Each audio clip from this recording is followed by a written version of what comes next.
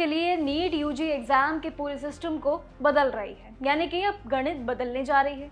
Paper leak और धांधली की शिकायतों के बाद एजुकेशन मिनिस्टर धर्मेंद्र प्रधान जी ने ये कहा है कि ऐलान साफ साफ जो किए हैं उसमें कई अपील की है कि आपकी जिससे तैयारियां एग्जाम देने के लिए मजबूत हो, तरीके एकदम सिंपल, सरल और सीधे हो। चलिए जानते हैं आखिर क्या क्या बदलाव होने जा रहे हैं।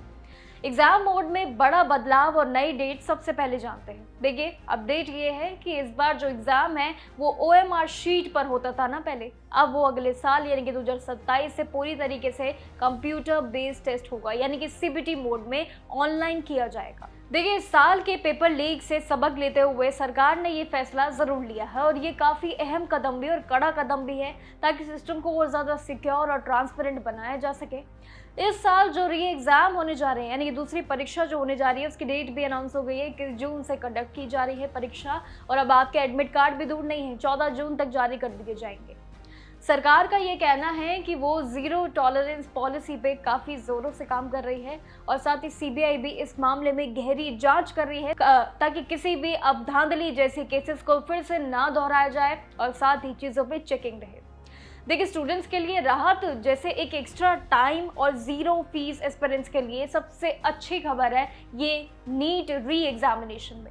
तो सबसे बड़ी रिलीफ पॉइंट यही है कि इस बार आपको 15 मिनट का एक्स्ट्रा टाइम, और वो भी दोपहर को 2 बजे शुरू होगा ये आपका एग्जाम, जो कि शाम 5:15 यानी कि 5:15 तक चलेगा। इसी के साथ ही सरकार ने स्टूडेंट्स को भी कई इकोनॉमिक बर्डन ना डालने वाले फैसले के लिए जरूर आगे रखा है कि री एग्जाम के लिए आपको कोई भी एक्स्ट्रा फीस ही नहीं देनी पड़ेगी और ना ही फिर से रजिस्ट्रेशन आपको दोबारा करना होगा। ये तो चलिए राहत की बात है, लेकिन एस्पिरेंट्स का एक सवाल भी है कि आखिर हमारे ट्रेन के पैसे कौन देगा, हमारे फेयर के पैसे कौन देगा। ये सारी चीजें अभी भी एस्पिरेंट्स के दिमाग में हैं और वो भी जरूर लगातार सरकार से पूछ रही है। और इतना ही नहीं, स्टूडेंट्स को अपना अब एग्जाम सिटी चुनने की आज़ादी भी दे दी है, जो कि सबसे बड़ा रिलीफ पॉइंट है। NTA आपको 1 हफ्ते का समय भी इसके लिए देगा। पेपर लीक पर सख्ती और जांच एजुकेशन, जो कि एजुकेशन मिनिस्टर ने भी स्पीच साफ कर दिया है, सारी चीज़ों को क्लियर किया है कि एग्जाम माफिया के खिलाफ अब सख्त कदम उठाए जाएंगे। उन्होंने बताया है कि 3 मई को हुई ये परीक्षा, जो कि गड़बड़ी की शुरुआत एक एलिज्ड रूप से नासिक से शुरू हुई थी और जिसके बाद ये गेस्ट पेपर राजस्थान, उत्तराखंड, केरला ऐसे कई राज्यों में जरूर फैला और ये काफी बड़ा एक मामला बना। और अब सीधे CBI इस अगले जांच में जरूर जुट चुके हैं ताकि मास्टरमाइंड को पकड़ा जा सके, आगे की चीजों पे रोक लगाई जा सके।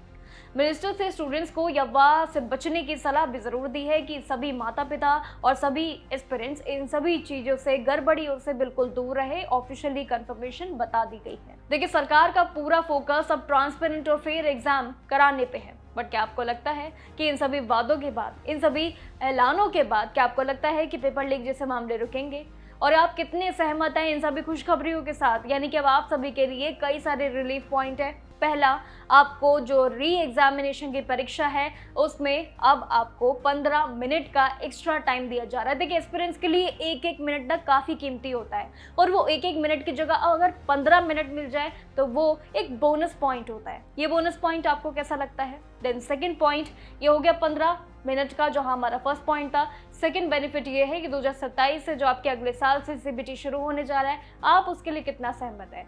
और तीसरा, आपका एडमिट कार्ड भी दूर नहीं है, 14 तारीख कैलेंडर मार्क कर लीजिए। और चौथा, अब आपके लिए सिटी को खुद चुनना यानी कि सेंटर को चुनना, ये भी बहुत बड़ा रिलीफ पॉइंट है। क्या लगता है आपको ये 3-4 पॉइंटर्स आपके लिए कितनी वैल्यूएबल है, कितनी बड़ी खुशखबरी है? हमारे साथ अपनी राय जरूर शेयर कीजिएगा। बाकी नीट की परीक्षा के लिए आप सभी को ऑल द बेस्ट और बाकी आई होप कि आगे भी ऐसी चीजें फिर से ना दोहराई जाए, धांधली जैसी चीजें और पेपर लीक जैसे मामले जरूर रुके। बाकी जानकारी के लिए देखते रहिएगा जागरण जोश। नमस्कार।